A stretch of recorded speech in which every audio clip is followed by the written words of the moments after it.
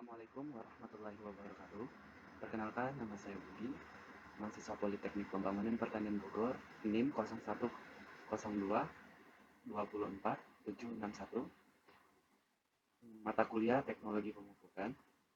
Di sini saya akan mengidentifikasi atau memaparkan PPT tentang macam-macam unsur hara dan cara penyerapannya. Dan di sini saya mengambil materi dari jurnal yang membahaskan tentang macam-macam unsur hara dari tanaman seperti tanaman enceng gondok, seperti tanaman kayu jati yang dapat menghasilkan unsur hara. Tetapi saya di sini membahas tentang macam-macam unsur hara yang lebih ke utamanya, tidak ke jurnalnya. Mungkin saya akan bisa memaparkannya melalui PPT saya. Oke, kita masuk yang materi pertama, yaitu unsur hara. Unsur hara kimia yang dibutuhkan oleh tanaman untuk pertumbuhan dan metabolisme. Ciri-cirinya unsur hara esensinya ada tiga. Yang pertama itu definisi hara. Bisa diaplikasikan siklus hidup tanaman tidak sempurna. Yang kedua itu definisi spesifik, yang bisa diartikan hanya dapat diganti oleh unsur hara yang sama, misalnya dari tumbuhan. Dan yang ketiga itu keterlibatan dalam proses metabolisme.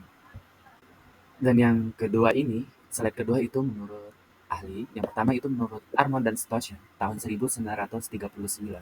Suatu unsur tidak dianggap esensi kecuali kekurangan unsur tersebut menyebabkan tumbuhan menjadi rusak. Yang kedua, kekurangan hanya dapat diatasi atau dihilangkan, dapat ditambahkan, menambahkan unsur hara tersebut. Yang poin ketiga, unsur tersebut harus terlibat langsung dalam nutrisi tanaman, terlepas dari kemungkinan pengaruhnya dalam memperbaiki kondisi mikrobiologi atau kondisi kimia tanah atau media pertumbuhan tanaman lainnya. Dan yang kedua, menurut Epetensis dan Blom tahun 2003, suatu unsur esensi jika memenuhi salah satu atau kedua kriteria, yaitu unsur tersebut merupakan yang pertama, yaitu unsur tersebut merupakan bagian dari molekul, yaitu komponen intrinsik dari struktur atau metabolisme tanaman. Yang kedua, tanaman dapat menderita sangat kekurangan atau disebut dengan sangat deprivate untuk tersebut, yaitu dengan menunjukkan pertumbuhan, perkembangan, atau reproduksi yang tidak normal dibandingkan sebelumnya. Dan di slide yang ketiga ini membahas unsur hara esensi. Yang pertama yaitu ada karbon yang lambang satuan yaitu C, yang kedua hidrogen, lambang satuannya H, oksigen yaitu O, nitrogen itu N, fosfor itu V, P, kalium itu disebut K, kalsium disebut C, klor C, magnesium M, boron disebut S, besi V, magnen Mn, molybdenum disebut Mo, tembaga Su, seng Zn, B, boron disebut B. Dan di slide keempat ini membahas klasifikasi unsur hara. Unsur hara makro diperlukan oleh tanaman dalam jumlah besar atau disebut dengan banyak. Contohnya C, HON, V, K, C, A, M, G, S. Itu simbol unsur hara yang saya sebutkan tadi. Dan unsur hara mikro diperlukan oleh tanaman dalam jumlah kecil atau sedikit. Yang unsur dalam satuannya Ve, Mn, B, Mo, Cu, Zn, Kl. Dan di sini kita membahas bentuk hara dalam tanah. Yang pertama itu kompleks tak tersedia. Sederhana mudah tak tersedia yaitu ion. Nah, yang saya sebutkan tadi itu tabel-tabel yang membedakan dalam unsur hara tersebut di dalam kandungan tanah. Yang pertama kita itu nitrogen. Lambang satunya itu N, yang terdiri dari organik, protein, asam amino. Yang tabel berikutnya sederhana mudah tak tersedia dari nitrogen tersebut yaitu garam amino, garam nitrit, garam nitrat. Ionnya NH4, NO2, NO3. Ya, kita masuk yang kedua, fosfor V. Fosfor V yang terdiri organik yang dijabarkan lagi asam nukleik atau fitin. Yang kedua, aptit Ca yang terdiri Ca, V alfosfat. Sederhana mudah tak tersedianya Ca, K, Ma fosfat, V organik. Ionnya HPO4, H2PO4. Dan yang ketiganya, kompleks tak tersedia kalsium atau disebut dengan lambang satunya K yang terdiri dari fosfor, mika, dan ilit. Sederhana mudah tak tersedianya kompleks jarapan K2SO4, K2CO3, ionnya K+. Yang ketiga, kompleks tak tersedianya kalsium Ca yang terdiri dengan fosfor, hornblende, kalsit, dolomit. Sederhana tak mudah tak tersedianya Ca kompleks jerapan, garam, kalsium, ionnya Ca2+.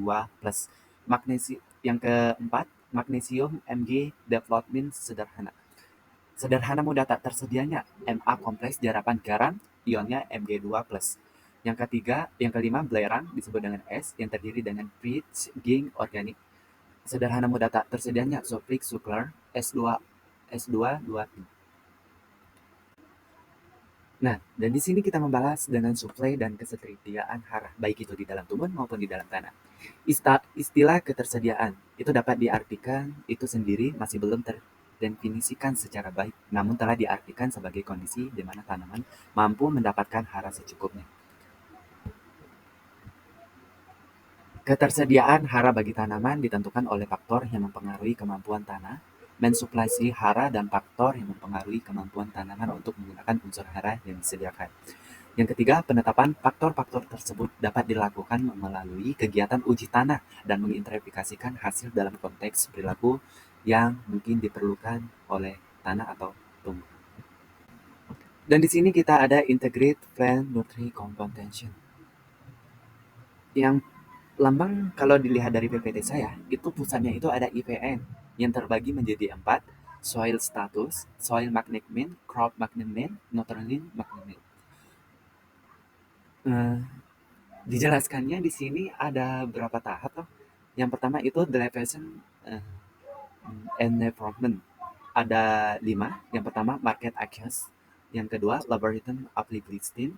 Yang keempat social ecosystem. Yang kelima natural resources. Yang kelima food quality. As soil, texture, pH, organic matter, leaching, erosion, nutrient availability. Dan untuk social managementnya, recruit, erosion, blacken pH, recollection, lesion, interchange, northern, evolution. Crop managementnya, expectation yield, nutrition, removal, variation selection, interthriving, planting method, water management, water use. Nutrisi manajemennya KIM atau disebut kompos, green monoris, organic matter, biologis, flexion, chemical protection, reduction management. Unsur hara yang larut dalam larutan tanah berasal dari beberapa sumber seperti ada 5. Yang pertama, pelapunan mineral primer. Yang kedua, dekomposisi bahan organik. Yang ketiga, deposisi dari atmosfer.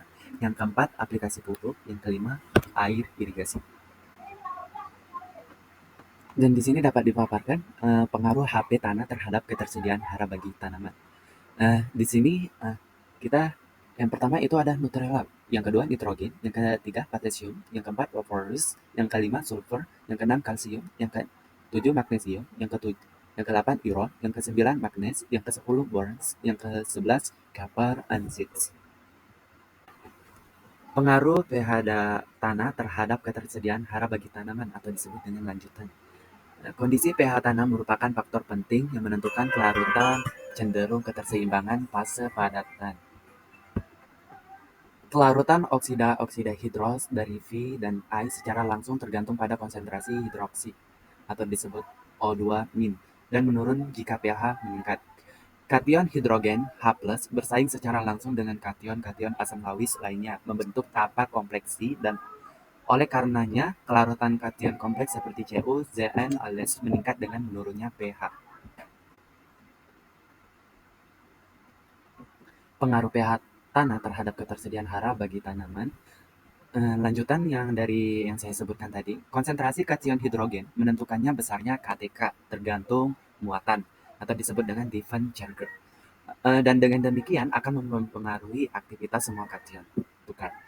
Kelarutan PS fosfat, Al fosfat, dan Ca fosfat sangat tergantung pada pH. Demikian juga kelarutan anion, molibatan atau disebut MoO4 dan suflat yang terjerat anion melibatkan dan suflat yang terjerat dan fosfat yang berkaitan dengan Ca kelarutannya akan menurun kalau pH meningkat. Selain itu, pH juga mengendalikan kelarutan karbonat dan siklat, mempengaruhi reaksi-reaksi reduks, aktivitas jasad rekening, dan menentukan bentuk-bentuk kimia dari fosfat dan karbon dalam larutan tanah. Faktor ini terhubung dengan keadaan areasi tanah yang selanjutnya sangat tergantung pada laju respirasi jasad rekening dan laju difusi oksigen.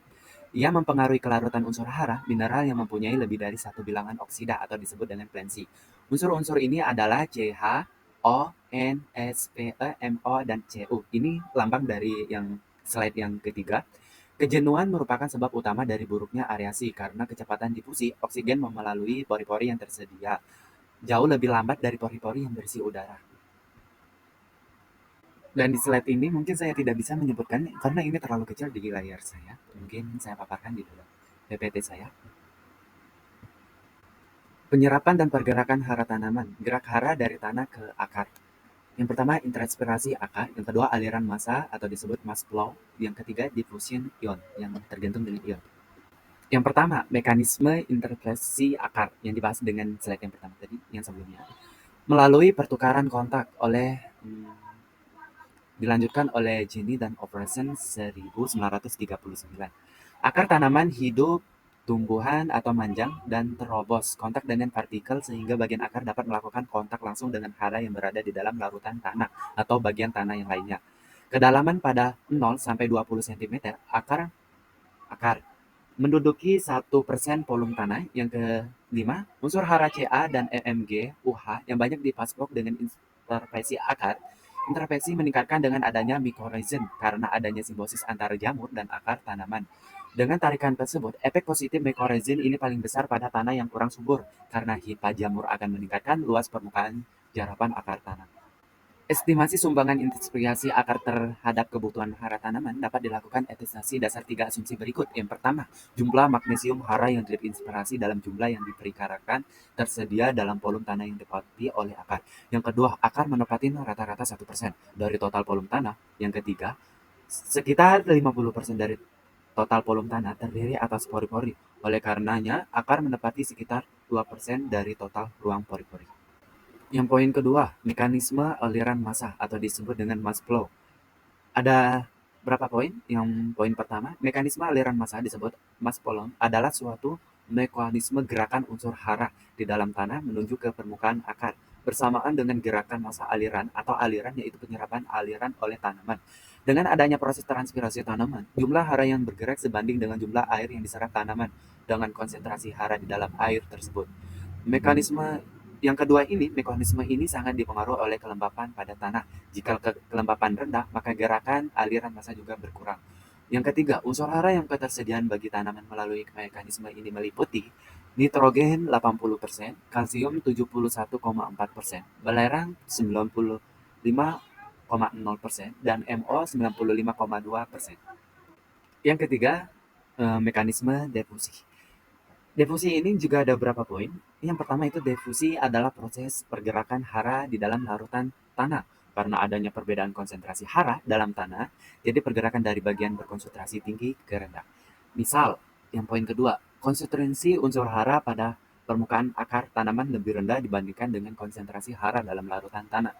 Yang ketiga, unsur hara yang tersedia melalui mekanisme difusi adalah fosfor 90,9% dan kalium 77,7%. Difusi merupakan mekanisme utama bagi unsur hara esensial yang mempunyai mutabilitas rendah. Yang berapa unsur haranya? K, Cu, Pe, Mn, dan Zn. Jumlah ion yang dapat berdifusi dapat dihitung dengan rumus sebagai berikut. De, dw, m, rumus satuannya dw 0 V kecil 2B. Nah, bisa dilihat dengan di sini nanti saya paparkan di PPT saya, sulit menjelaskan karena ada rumus-rumus. Dan di sini kita dapat dilihat dari PP ini pergerakan hara di dalam tanah atau yang diangkut oleh jari-jari atau akar pada tumbuh. Ini ada tabel yang menjelaskan dengan poin-poin yang saya sampaikan tadi. Tabel persen hara diserap oleh tanaman jagung yang menuju ke akar melalui intervensi akar, aliran massa, dan difusi. Kita ambil contoh dari tanaman jagung. Yang tabel 1 yaitu mengandung hara, tabel 2 intervensi akar hara, yang ketiga aliran massa, yang keempat difusi. Serapan dalam persenan. Nitrogen, intervensi akarnya lebih besar dari 1, aliran massanya 80, difusinya 19. Fosfor, intervensi akarnya 2, aliran massanya 5, difusinya 93. Kalium, intervensi akarnya 2, aliran massanya 18, difusinya 80. Kalsium 150, intervensi akarnya, aliran massanya 375, difusinya 0. Magnesium, intervensi akarnya 33, aliran massanya 600, difusinya 0. Sulfur, intervensi akarnya 5, aliran massanya 300, difusinya 0. Sekian.